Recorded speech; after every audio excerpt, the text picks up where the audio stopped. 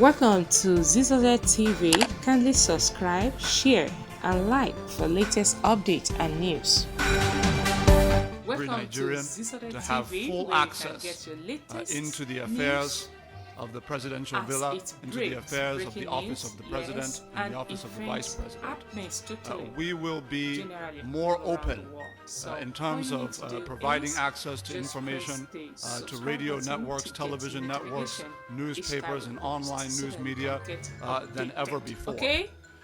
We are committed to ensuring that there is a zero tolerance policy on every spokesperson and every media functionary that works here in the government in terms of how we relate with Nigerians through the press.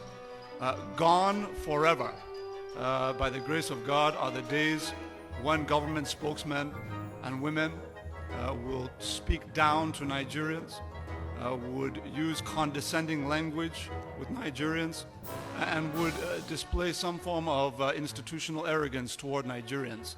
That will not be tolerated under my leadership.